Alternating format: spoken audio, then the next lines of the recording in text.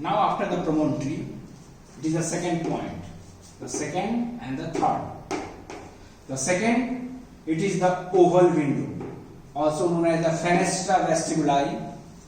This fenestra vestibuli is situated above and behind.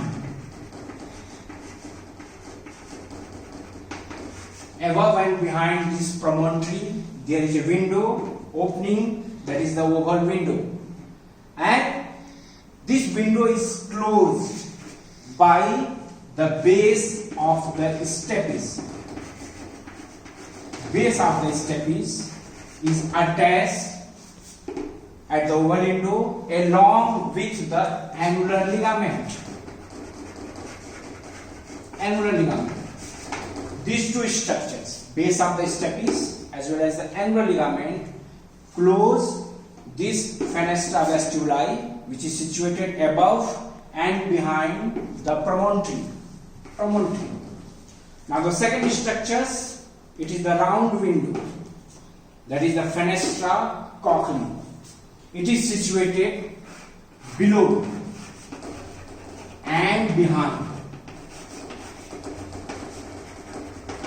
the promontory. This round window, it is closed by the secondary tympanic membrane, a fibrous membrane, that is the secondary tympanic membrane, and that close the round window.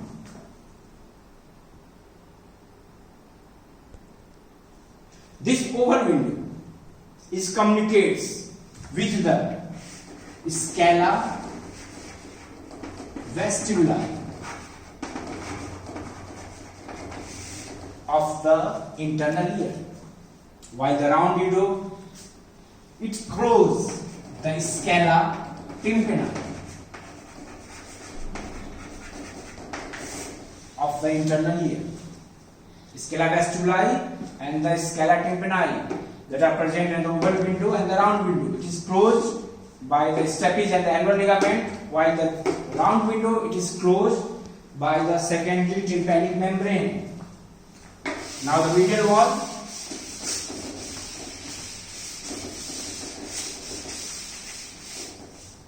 It is the first promontory, then second oval window, third round window. Now the fourth structure. This fourth, it is the oblique part of facial canal.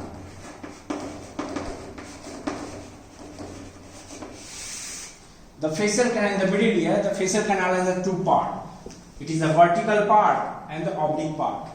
The vertical part is present in the posterior wall, while the oblique part is present along the medial wall of the tympanic cavity.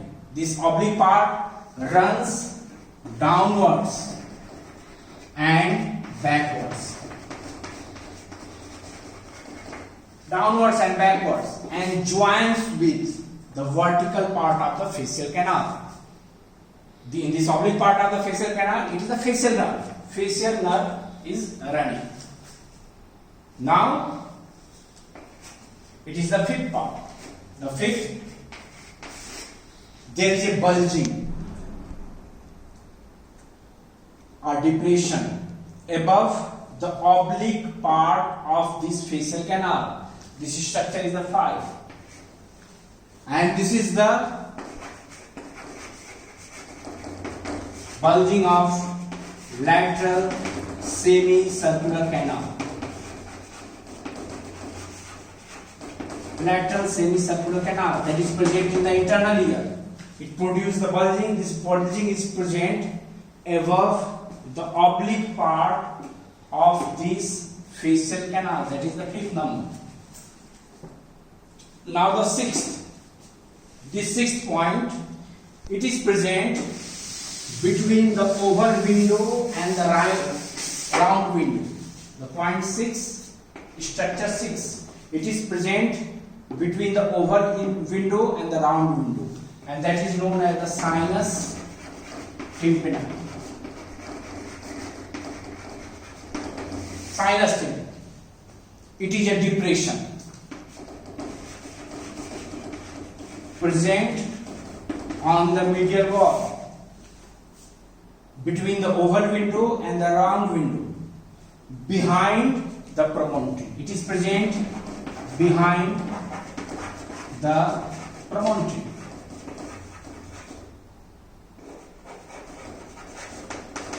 Behind the promontory, and this depression represents the ampulla of the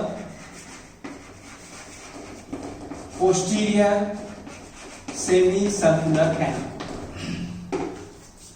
This region is present behind the sinus tympani. So these are the important features of the medial wall of the middle ear. Point 1, it is the promontory, important point, formed by the basal turn of the cochlea, tympanic plexus is present. Then oval window, above and behind the promontory oval window. Then it is the round window, below and behind the promontory. One is closed by the stapes along with the annular ligament, and one is closed by the secondary tympanic membrane. Between these two windows and behind the promontory there is a depression, that is the sinus tympani. In the medial wall it is present the oblique part of the facial canal. This oblique part joins with the vertical part of the facial canal. Oblique part is present in the medial wall while the vertical part is present on the posterior wall. Above this oblique part there is a depression bulging. This is the of the lateral semicircular canal. So this is the important features of the medial wall. Now the posterior wall. Now last, it is the lateral wall.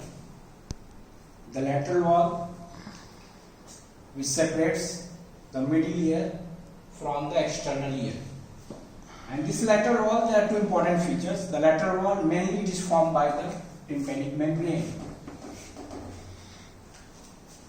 This tympanic membrane, it is obliquely placed with the convexity directed towards the tympanic cavity and the maximum convexity, that is the umbo, where handle of the malleus is attached. Now this tympanic membrane, it is the handle of the malleus, and just opposite, behind and parallel, it is the long process of the incus. A part, above part, it is loosely, it is the pars flaccida, while the major part tense, it is the pars tensa. Now the nerve, that is the chorda tympani nerve. It is related with the lateral wall of the tympanic cavity. This chorda tympani nerve enters the tympanic cavity through the posterior canaliculus. That posterior canaliculus opening present on the posterior wall. Then this nerve crosses obliquely the tympanic membrane from its medial surface, and it is present between the handle of the malleus and the long process of the incus. Medial to the handle of the malleus, while the lateral to the long process of the incus, and then through an opening, that is the anterior canaliculus, that is present at the junction of the lateral and the anterior wall. This chorda tympani nerve comes out from this tympanic cavity, and through the medial end of the pectotympanic fissure it enters the infratemporal fossa. So the lateral wall, it is formed by mainly tympanic membrane, obliquely placed, related with the handle, connected with the handle of the malleus and the long process of the incus, and this membrane is crossed obliquely at the junction of the pars flaccida and the pars tensa by this chorda tympani nerve. Thank you. लड़का लड़की का नाम, लड़का का नाम और लड़की का नाम।